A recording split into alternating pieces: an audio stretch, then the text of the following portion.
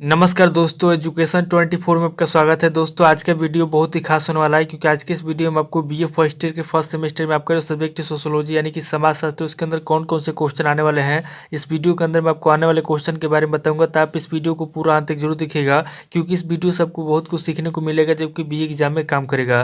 तो आइए देर न करते हुए वीडियो को शुरू करते हैं। और बीए फर्स्ट ईयर के फर्स्ट सेमेस्टर में आपको सब्जेक्ट है सोशियोलॉजी यानी कि समाजशास्त्र, उसके अंदर जो भी क्वेश्चन आने वाले हैं उन आने वाले क्वेश्चन के बारे में जानते हैं। दोस्तों आगे बढ़ने से पहले मैं आपको एक बात बता दूं कि इस वीडियो के अंदर मैं आपको अति लघु उत्तरी प्रश्न, लघु उत्तरी प्रश्न और दीर्घ उत्तरी प्रश्न, तीनों तरह के प्रश्नों के बारे में बताऊंगा। तो आप इस वीडियो को स्किप किए बिना पूरा देखिएगा ताकि आपको तीनों तरह के प्रश्नों के बारे में पता चल सके। तो आइए दोस्तों देर न करते हुए वीडियो को शुरू करते हैं। और सबसे पहले हम लोग अति लघु उत्तरी प्रश्नों के बारे में जानते हैं।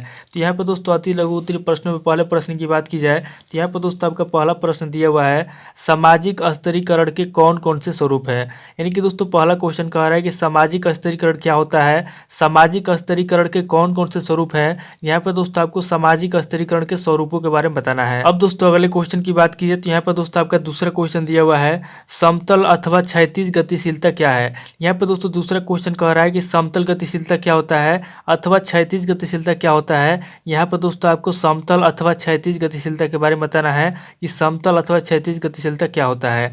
अब दोस्तों अगले क्वेश्चन की बात की जाए तो यहाँ पर दोस्तों आपका तीसरा क्वेश्चन दिया हुआ है, शास्ति अथवा प्रतिबंध से आप क्या समझते हैं। यानी कि दोस्तों तीसरा क्वेश्चन कह रहा है कि शास्ति क्या होता है, प्रतिबंध क्या होता है। शास्ति अथवा प्रतिबंध से आप क्या समझते हैं। यहाँ पर दोस्तों शास्ति अथवा प्रतिबंध से आप जो कुछ भी समझते हैं, यहाँ पर दोस्तों आपको क्या करना है कि शास्ति अथवा प्रतिबंध के बारे में बताना है। अब दोस्तों अगले क्वेश्चन की बात की जाए तो यहाँ पर दोस्तों आपका चौथा क्वेश्चन दिया हुआ है, कार्य या भूमिका की दो विशेषताएं लिखिए। यानी कि दोस्तों कार्य क्या होता है, भूमिका क्या होता है। यहाँ पर दोस्तों आपको कार्य या भूमिका क्या करना है, दो विशेषताएं लिखना है। यानी कि कार्य या भूमिका की जो भी विशेषताएं होती है, यहाँ पर दोस्तों आपको कार्य या भूमिका की दो विशेषताओं के बारे में लिखना है। अब दोस्तों अगले क्वेश्चन की बात की जाए तो यहाँ पर दोस्तों आपका पांचवा क्वेश्चन दिया हुआ है, सामाजिक संरचना की चार विशेषताएं लिखिए। यानी कि दोस्तों पांचवा क्वेश्चन कह रहा है कि सामाजिक संरचना क्या होता है, सामाजिक संरचना की चार विशेषताओं के बारे में लिखिए। यानी कि जो सामाजिक संरचना होता है, सामाजिक संरचना की जो भी विशेषताएं होती है, यहाँ पर दोस्तों आपको सामाजिक संरचना की चार विशेषताओं के बारे में लिखना है। अब दोस्तों अगले क्वेश्चन की बात की जाए तो यहाँ पर दोस्तों आपका छठा क्वेश्चन दिया हुआ है, सातवीकरण क्या है। यहाँ पर दोस्तों आपको छठे क्वेश्चन में बताना है कि सातवीकरण क्या है। यहाँ पर दोस्तों आपको सातवीकरण के बारे में बताना है।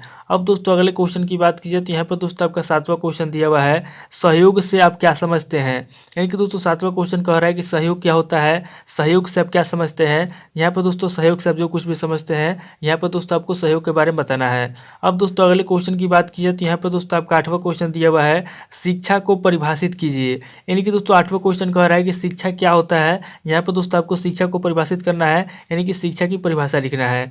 अब दोस्तों अगले क्वेश्चन की बात की जाए तो यहाँ पर दोस्तों आपका नवा क्वेश्चन दिया हुआ है, हिंदू विवाह के प्रकार लिखिए। यानी कि दोस्तों नवा क्वेश्चन कह रहा है कि हिंदू विवाह क्या होता है। यहाँ पर दोस्तों आपको हिंदू विवाह के प्रकार लिखना है, यानी कि हिंदू विवाह कितने प्रकार के होते हैं। यहाँ पर दोस्तों आपको हिंदू विवाह के प्रकार के बारे में लिखना है। अब दोस्तों अगले क्वेश्चन की बात की जाए तो यहाँ पर दोस्तों आपका 10वां क्वेश्चन दिया हुआ है, प्राथमिक समूह किसे कहते हैं। यहाँ पर दोस्तों 10वां क्वेश्चन कह रहा है कि प्राथमिक समूह किसे कहते हैं। यहाँ पर दोस्तों आपको बताना है कि प्राथमिक समूह क्या होता है, प्राथमिक समूह किसे कहते हैं। अब दोस्तों अगले क्वेश्चन की बात की जाए तो यहाँ पर दोस्तों आपके 11वां क्वेश्चन दिया हुआ है, आदर्श प्रारूप का क्या तात्पर्य है। यहाँ पर दोस्तों 11वां क्वेश्चन कह रहा है कि आदर्श प्रारूप क्या होता है, आदर्श प्रारूप का क्या तात्पर्य है। यहाँ पर दोस्तों आपको आदर्श प्रारूप के बारे में बताना है। अब दोस्तों अगले क्वेश्चन की बात की जाए तो यहाँ पर दोस्तों आपका 12वां क्वेश्चन दिया हुआ है, इथिक्स तथा पॉलिटिक्स किसकी रचना है। यहाँ पर दोस्तों 12वां क्वेश्चन कह रहा है कि जो इथिक्स है और जो पॉलिटिक्स है, ये दोनों रचनाएं किसकी रचना है। यहाँ पर दोस्तों आपको रचनाकार का नाम लिखना है, यानी कि जो इथिक्स है और जो पॉलिटिक्स है, इथिक्स तथा पॉलिटिक्स किसी रचना है। यहाँ पर दोस्तों आपको बताना है कि इथिक्स तथा पॉलिटिक्स किसी रचना है। तो ये दोस्तों टोटल आपके 12 क्वेश्चन हो गए जो कि आपके अति लघु उत्तरीय प्रश्न में पूछे जाएंगे। अब दोस्तों आगे हम लोग लघु उत्तरीय प्रश्नों के बारे में जानेंगे। तो यहाँ पर दोस्तों लघु उत्तरीय प्रश्नों में पहले प्रश्न की बात की जाए तो यहाँ पर दोस्तों आपका लघु उत्तरीय प्रश्नों में पहला प्रश्न दिया हुआ है, सामाजिक स्तरीकरण की परिभाषा दीजिए। यानी कि दोस्तों पहला क्वेश्चन कह रहा है कि सामाजिक स्तरीकरण क्या होता है। यहाँ पर दोस्तों आपको सामाजिक स्तरीकरण की परिभाषा देना है। अब दोस्तों अगले क्वेश्चन की बात की जाए तो यहाँ पर दोस्तों आपका दूसरा क्वेश्चन दिया हुआ है, लोकाचार का अर्थ एवं परिभाषा दीजिए। यानी कि दोस्तों दूसरा क्वेश्चन कह रहा है कि लोकाचार क्या होता है, लोकाचार का अर्थ बताइए और लोकाचार का परिभाषा दीजिए। यानी कि दोस्तों दूसरे क्वेश्चन के अंदर आपको सबसे पहले लोकाचार का अर्थ बताना है कि लोकाचार का अर्थ क्या होता है। उसके बाद आपको दूसरे स्टेप में लोकाचार का परिभाषा देना है, यानी कि लोकाचार का अर्थ एवं परिभाषा देना है। अब दोस्तों अगले क्वेश्चन की बात की जाए तो यहाँ पर दोस्तों आपका तीसरा क्वेश्चन दिया हुआ है, परिस्थिति की विशेषताएं बताइए। यानी कि दोस्तों तीसरा क्वेश्चन कह रहा है कि परिस्थिति क्या होता है। यहाँ पर दोस्तों आपको परिस्थिति की विशेषताएं बताना है, यानी कि परिस्थिति की कौन कौन सी विशेषताएं होती है। यहाँ पर दोस्तों आपको परिस्थिति की विशेषताओं के बारे में बताना है। अब दोस्तों अगले क्वेश्चन की बात की जाती है, यहाँ पर दोस्तों आपका चौथा क्वेश्चन दिया हुआ है, प्रदत्त परिस्थिति क्या है। यहाँ पे दोस्तों चौथा क्वेश्चन कह रहा है कि प्रदत्त परिस्थिति क्या है, प्रदत्त परिस्थिति क्या होता है। यहाँ पे दोस्तों आपको प्रदत्त परिस्थिति के बारे में बताना है। अब दोस्तों अगले क्वेश्चन की बात की जाए तो यहाँ पे दोस्तों आपका पांचवा क्वेश्चन दिया हुआ है। यहाँ पे दोस्तों आपका पांचवा क्वेश्चन दिया हुआ है, सातवीकरण का अर्थ एवं परिभाषा दीजिए। यानी कि दोस्तों पांचवा क्वेश्चन कह रहा है कि सातवीकरण क्या होता है, सातवीकरण का अर्थ बताइए एवं सातवीकरण का परिभाषा दीजिए। यानी कि दोस्तों पांचवें क्वेश्चन के अंदर आपको सातवीकरण का अर्थ बताना है और सातवीकरण का परिभाषा देना है। अब दोस्तों अगले क्वेश्चन की बात की जाती है, यहाँ पर दोस्तों आपका छठा क्वेश्चन दिया हुआ है, सामाजिक जीवन में सहयोग के महत्व का वर्णन कीजिए। यानी कि दोस्तों छठा क्वेश्चन कह रहा है कि सामाजिक जीवन जो होता है, सामाजिक जीवन में सहयोग का क्या महत्व है। यहाँ पर दोस्तों आपको बताना है कि सामाजिक जीवन में सहयोग के महत्व का क्या वर्णन है। यानी कि यहाँ पे आपको बताना है कि जो सामाजिक जीवन होता है उसमें दोस्तों सहयोग का क्या महत्व है, यानी कि सहयोग के महत्व का वर्णन करना है, सामाजिक जीवन में सहयोग होता है। अब दोस्तों अगले क्वेश्चन की बात की जाए तो यहाँ पर दोस्तों आपका सातवां क्वेश्चन दिया हुआ है, धर्म के प्रमुख लक्षणों की विवेचना कीजिए। यानी कि दोस्तों सातवां क्वेश्चन कह रहा है कि धर्म क्या होता है, धर्म के कौन कौन से प्रमुख लक्षण होते हैं। यहाँ पर दोस्तों आपको धर्म के प्रमुख लक्षणों की विवेचना करना है, यानी कि धर्म के जो भी लक्षण होते हैं यहाँ पर दोस्तों आपको धर्म के प्रमुख लक्षणों के बारे में बताना है। अब दोस्तों अगले क्वेश्चन की बात की जाए तो यहाँ पर दोस्तों आपका आठवां क्वेश्चन दिया हुआ है, परिवार के विभिन्न प्रकारों की व्याख्या कीजिए। यानी कि दोस्तों आठवां क्वेश्चन कह रहा है कि जो परिवार होता है, परिवार के जो भी विभिन्न प्रकार होते हैं, यहाँ पर दोस्तों आपको परिवार के विभिन्न प्रकारों की क्या करना है, व्याख्या करना है।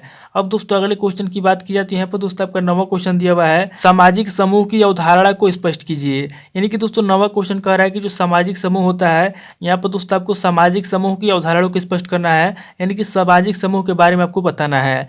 अब दोस्तों अगले क्वेश्चन की बात की जाती है, यहाँ पर दोस्तों आपका 10वां क्वेश्चन दिया हुआ है, समिति की विशेषताओं का उल्लेख कीजिए। यानी कि दोस्तों 10वां क्वेश्चन कह रहा है कि समिति क्या होता है, समिति की कौन कौन सी विशेषताएं होती है।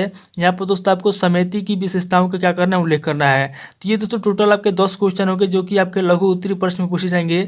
अब दोस्तों आगे हम लोग दीर्घ उत्तरीय प्रश्नों के बारे में जानेंगे। तो यहाँ पर दोस्तों दीर्घ उत्तरीय प्रश्नों में पहले प्रश्न की बात की जाए तो यहाँ पर दोस्तों दीर्घ उत्तरीय प्रश्न में पहला प्रश्न आपका दिया हुआ है, भौतिक और अभौतिक संस्कृति का अर्थ स्पष्ट कीजिए तथा इनके अंतर को समझाइए।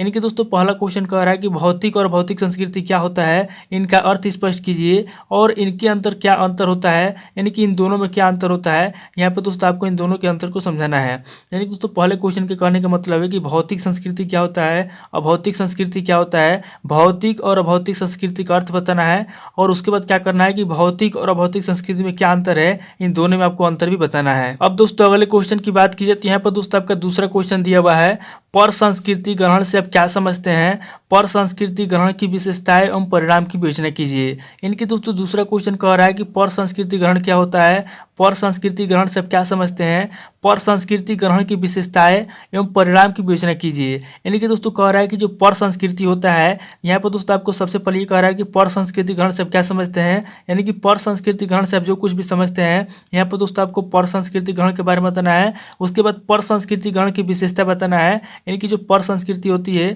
पर संस्कृति ग्रहण की क्या विशेषताएं होती है, यहाँ पर दोस्तों आपको पर संस्कृति ग्रहण की विशेषताएं बताना है और उसके परिणाम की विवेचना करना है। अब दोस्तों अगले क्वेश्चन की बात की जाए तो यहाँ पर दोस्तों आपका तीसरा क्वेश्चन दिया हुआ है, सामाजिक स्तरीकरण से आप क्या समझते हैं, सामाजिक स्तरीकरण की प्रमुख विशेषताओं की विवेचना कीजिए। यानी कि दोस्तों तीसरा क्वेश्चन कह रहा है कि सामाजिक स्तरीकरण से आप क्या समझते हैं, यानी कि सामाजिक स्तरीकरण क्या होता है, सामाजिक स्तरीकरण की प्रमुख विशेषताओं की विवेचना कीजिए। यानी कि जो सामाजिक स्तरीकरण होता है, यहाँ पर दोस्तों आपको सामाजिक स्तरीकरण की प्रमुख विशेषताओं की विवेचना करना है। यानी कि जो सामाजिक स्तरीकरण होता है, सामाजिक स्तरीकरण की जो भी विशेषता होती है, यहाँ पर दोस्तों आपको सामाजिक स्तरीकरण की विशेषताओं क्या करना है, विवेचना करना है। अब दोस्तों अगले क्वेश्चन की बात कीजिए तो यहाँ पर दोस्तों आपका चौथा क्वेश्चन दिया हुआ है, उदग्र गतिशीलता क्या है, उदग्र गतिशीलता के प्रकारों की संक्षेप में विवेचना कीजिए, समतल अथवा उदग्र गतिशीलता को संक्षेप में समझाइए। यानी कि दोस्तों चौथा क्वेश्चन कह रहा है कि उदग्र गतिशीलता क्या है, उदग्र गतिशीलता के प्रकारों की संक्षेप विवेचना कीजिए, समतल अथवा उदग्र गतिशीलता को संक्षेप में समझाइए। यानी कि कि तो चौथा क्वेश्चन कह रहा है कि उद्योग गतिशीलता क्या है। यहाँ पर दोस्तों आपको सबसे पहले उद्योग गतिशीलता के बारे में बताना है कि उद्योग गतिशीलता क्या है। उसके बाद दोस्तों आगे कह रहा है कि जो उद्योग गतिशीलता होता है, उद्योग गतिशीलता के कितने प्रकार है, यानी कि उद्योग गतिशीलता कितने प्रकार का होता है। यहाँ पर दोस्तों आपको उद्योग गतिशीलता के प्रकारों के बारे में बताना है। और समतल अथवा उद्योग गतिशीलता क्या है, यहाँ पर दोस्तों आपको समतल अथवा उद्योग गतिशीलता को संक्षेप में समझाना है। अब दोस्तों अगले क्वेश्चन की बात की जाए तो यहाँ पर दोस्तों आपका पांचवा क्वेश्चन दिया हुआ है, नातेदारी को परिभाषित करते हुए इसके विभिन्न प्रकार के व्यवहारों की विवेचना कीजिए। यानी कि दोस्तों पांचवा क्वेश्चन कह रहा है कि नातेदारी क्या होता है, नातेदारी को परिभाषित कीजिए और नातेदारी को परिभाषित करते हुए इसके विभिन्न प्रकार के व्यवहारों की विवेचना कीजिए। यानी कि दोस्तों पांचवें क्वेश्चन के अंदर आपको सबसे पहले नातेदारी की परिभाषा लिखना है। उसके बाद नातेदारी की परिभाषा लिखते हुए क्या करना है, इसके विभिन्न प्रकार के व्यवहारों की विवेचना करना है। यहाँ पर दोस्तों आपको नातेदारी की परिभाषा लिखते हुए नातेदारी के विभिन्न प्रकार के व्यवहार क्या करना, विवेचना करना है। तो ये दोस्तों टोटल आपके 5 क्वेश्चन होंगे जो कि आपके दीर्घ उत्तरीय प्रश्न में पूछे जाएंगे। तो यहाँ दोस्तों इस वीडियो के अंदर मैंने आपको अति लघु उत्तरीय प्रश्न, लघु उत्तरीय प्रश्न और दीर्घ उत्तरीय प्रश्न तीनों तरह के प्रश्नों के बारे में बता दिया। आप इन प्रश्नों को किसी किताब से सीरीज से मिलाकर याद कर लीजिए। फिर अगर आप कमेंट करेंगे तो मैं आपको नेक्स्ट वीडियो में सभी प्रश्नों के उत्तर मैं आपको दे दूंगा। तो दोस्तों आज इस वीडियो को मैं पे स्किप करता हूँ, मिलता है आपसे नेक्स्ट वीडियो में। अगर आपको वीडियो अच्छा लगा तो वीडियो को लाइक कीजिए, शेयर कीजिए और कमेंट करके बताइए कि आपको नेक्स्ट वीडियो किस टॉपिक के ऊपर चाहिए। थैंक यू दोस्तों।